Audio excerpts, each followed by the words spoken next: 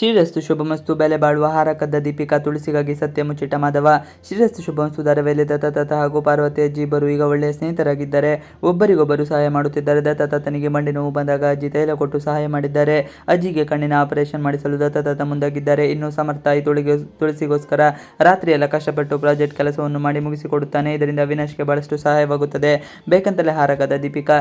ಸಮರ್ಥ ಇರಿಸಿದ ಫೈಲ್ನಿಂದಾಗಿ ಅವಿಗೆ ಟೆಂಡರ್ ಸಿಕ್ಕಿದೆ. ಇದೇ ಖುಷಿಯಲ್ಲಿ ಅವಿ ಎಲ್ಲರ ಎದುರು ತುಳಸಿಯನ್ನು ಕ್ಷಮೆ ಕೇಳಿದ್ದಾನೆ. ಅಲ್ಲದೆ ಸಮರ್ಥ್ಗೆ ಪಾರ್ಟಿ ಕೊಡಿಸಲಿದ್ದು ನಾಳೆ ಊಟಕ್ಕೆ ಮನೆಗೆ ಬನ್ನಿ ಎಂದು ಕರೆದಿದ್ದಾರೆ. ಆದರೆ ಇದೇ ಸಂದರ್ಭದಲ್ಲಿ ದೀಪಿಕಾ ಬೇಕಂತಲೇ ಹೊಸ ಪ್ಲಾನ್ ಮಾಡಿದ್ದಾಳೆ. ತುಳಸಿ ಅಕಸ್ಮಾತ್ ಆಗಿ ಒಡವೆಗಳ ಕೀಗಳನ್ನು ಮರೆತು ಬಿಟ್ಟಿದ್ದಾಳೆ.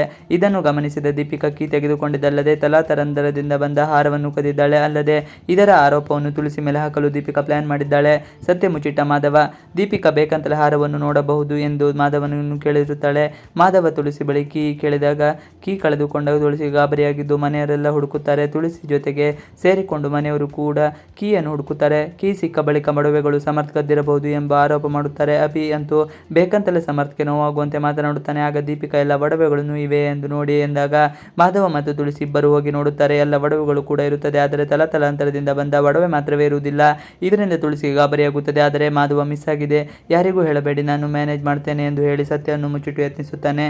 ಕೀ ವಾಪಸ್ ಕೊಟ್ಟ ತುಳಸಿ ಎಲ್ಲರ ಎದುರಿಗೆ ಮಾಧವ ಎಲ್ಲ ಒಡವೆಗೂ ಇದೆ, ಯಾವುದೂ ಮಿಸ್ ಆಗಿಲ್ಲ ಎಂದು ಸುಳ್ಳು ಹೇಳುತ್ತಾನೆ. ಬಳಿಕ ಶಾರ್ವರಿ ಇತ್ತೀಚೆಗೆ ತುಳಸಿ ಬಹಳ ಒತ್ತಡದಲ್ಲಿದ್ದ ಹಾಗಿದೆ, ಅದಕ್ಕೆ ಎಲ್ಲವನ್ನು ಮರೆತಿದ್ದಾರೆ. ಆದರೆ ಕೀ ಸ್ವಲ್ಪ ಜೋಪಾನವಾಗಿ ನೋಡಿಕೊಳ್ಳಿ ಎಂದು ಹೇಳುತ್ತಾರೆ. ಆಗ ತುಳಸಿ, ಇಲ್ಲ, ನನ್ನ ಕೈಯಲ್ಲಿ ಇಷ್ಟು ದೊಡ್ಡ ಜವಾಬ್ದಾರಿ ನಿಭಾಯಿಸಲು ಸಾಧ್ಯವಾಗುತ್ತಿಲ್ಲ. ಈ ಕೀಗಳನ್ನು ನಿಮ್ಮ ಬಳಿ ಇದ್ದರೆ ಚಂದ, ನೀವೇ ಈ ಜವಾಬ್ದಾರಿಯನ್ನು ಅಚ್ಚುಕಟ್ಟಾಗಿ ನಿಭಾಯಿಸುತ್ತೀರಿ ಎಂದು ಹೇಳಿ ಶಾರ್ವರಿಗೆ ತುಳಸಿ ಕೀಗಳನ್ನು ವಾಪಸ್ ಮಾಡುತ್ತಾಳೆ. ದೀಪಿಕಾಳ ಕೆಲಸದಿಂದ ಗೆದ್ದ ಶಾರ್ವರಿ.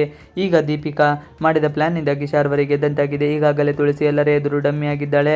ದೀಪಿಕಾ ಶಾರ್ವರಿ ಬಳಿ ಹೋಗಿ ಹಾರ ಕಳುವಾಗಿದೆ, ಆದರೆ ಮಾವ ಸುಳ್ಳು ಹೇಳುತ್ತಿದ್ದಾರೆ ಎಂದು ಸತ್ಯ ಹೇಳುತ್ತಾಳೆ. ಈ ಮಾತನ್ನು ಕೇಳಿದ ಶಾರ್ವರಿಗೆ ತುಳಸಿಗೆ ಎಲ್ಲರೂ ಬೈಯುವಂತೆ ಮತ್ತೆ ಏನನ್ನು ಮಾಡುತ್ತಾಳೆ ಎಂಬುದನ್ನು ಕಾದು ನೋಡಬೇಕಾಗಿದೆ. ಇವಿಷ್ಟು ಇವತ್ತಿನ ವಿಡಿಯೋ. ಈ ವಿಡಿಯೋ ಇಷ್ಟದಲ್ಲಿ ಪ್ಲೀಸ್ ಲೈಕ್, ಶೇರ್, ಸಬ್ಸ್ಕ್ರೈಬ್ ಮಾಡಿ. Thanks for watching video.